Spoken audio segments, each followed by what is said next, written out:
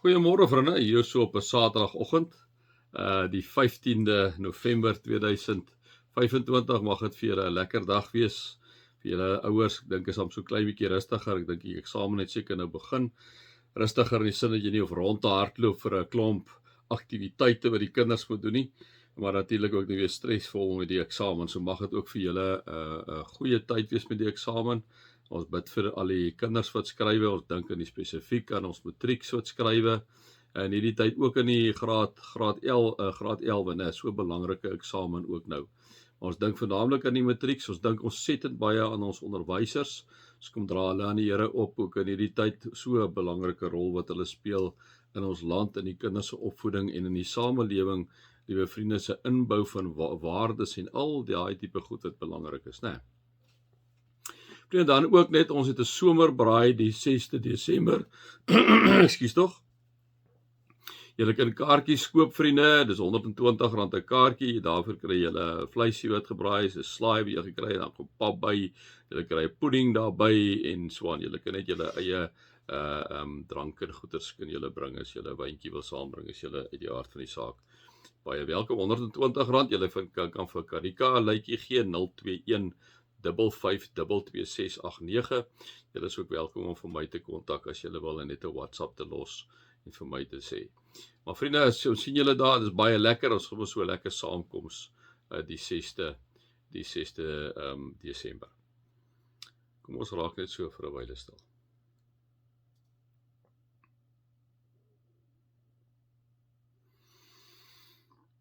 Here, baie dankie dat ons so saam kan wees. Baie dankie dat ons kan weet, Here, dat U vir ons lief is, by ons is. Here, dat ons kan weet dat ons met enige iets na U toe kan kom as ons Pa.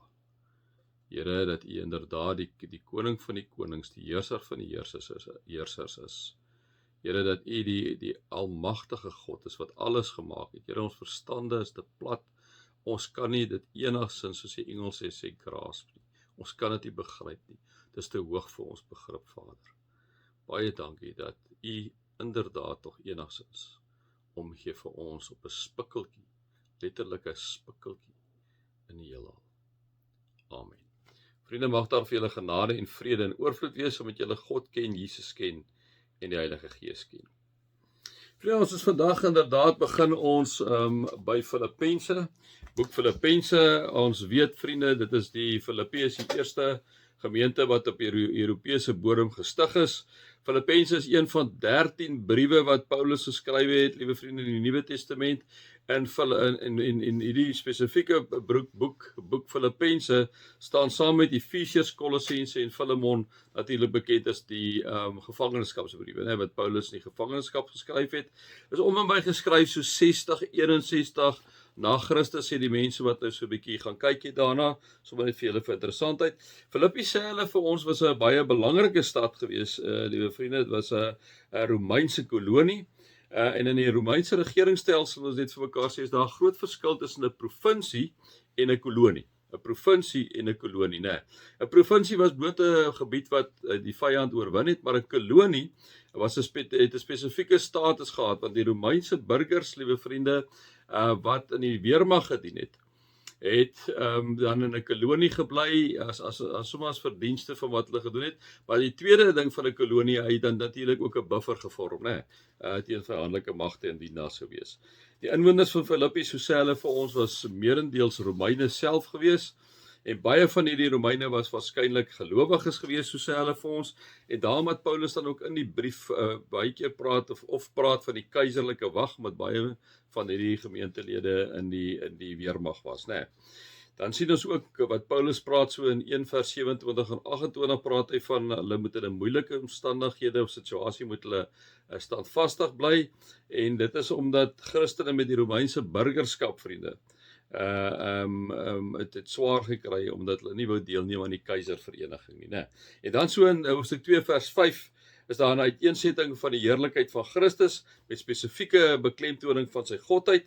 En dit kan wees, liewe vriende, dat mense natuurlik ook deur die Christene in opstand gekom het, omdat hulle die Romeinse keiser as 'n godheid gesien het. Daarom dan Paulus gehoor het. Daarom is die kontekste altyd so belangrik. So kom ons begin, vriende, met Filippense, die boek Filippense. Van Paulus en Timoteus, dienaars van Christus Jesus.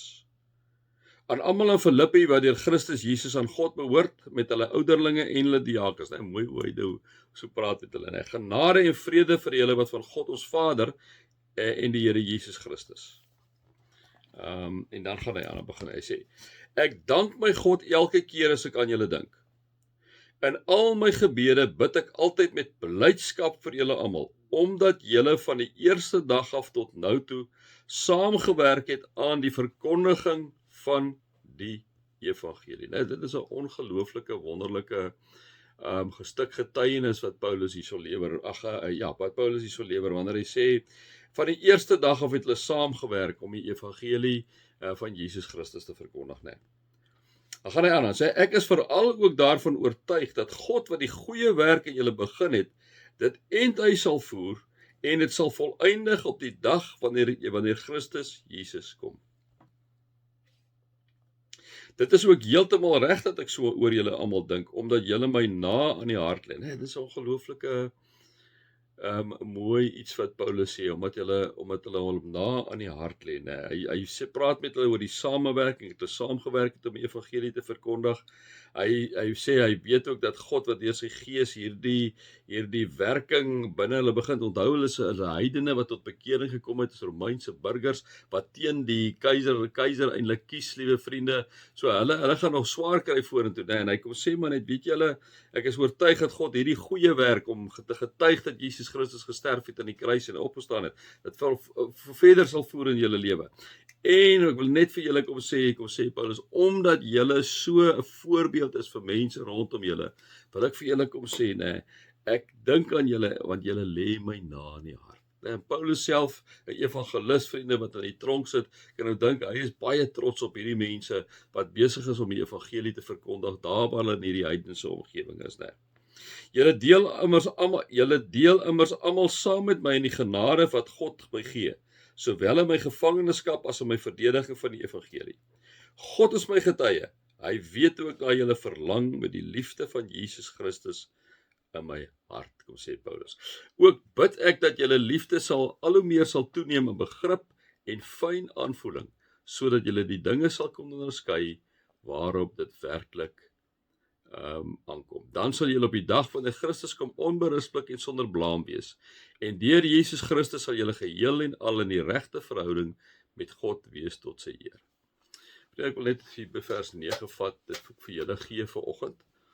Waar Paulus kom sê, ook bid ek, is ook my gebed vir julle en vir my vanoggend. Ook bid ek dat julle liefde al hoe meer sal toeneem. Nou, liewe vriende, ons liefde vir mekaar, dit is wanneer mense begin sien dat ek en jy kinders is van die Here. Liefde begin by jou huis. Liefde begin by jou vriendekring, in jou kerk, in jou gemeente waar jy is, by jou werk waar jy is. Nee. En Paulus bid, hy sê, ek bid dat julle liefde al hoe meer sal toeneem. En dan wat? Hoe bewys jy liefde vir iemand? Dan sê Paulus, in begrip en fyn aanvoeling. Wanneer jy liefde vir mense wys, wanneer jy teenoor jou man liefde bewys, teenoor jou vrou liefde bewys, teenoor jou werkgewer liefde bewys, teenoor jou kinders liefde bewys, dan is hierdie liefde kom uit dat jy begryp dat jy in die ander persoon se skoene stel, dat jy 'n fyn aanvoeling het. Wanneer ek en jy in die ander persoon se skoene stel, in sy posisie stel, en vanuit sy oë kyk na die werklikheid waarna hy kyk, dan het ek en jy 'n fyn aanvoeling. Ons het begrip en ons het 'n fyn aanvoeling.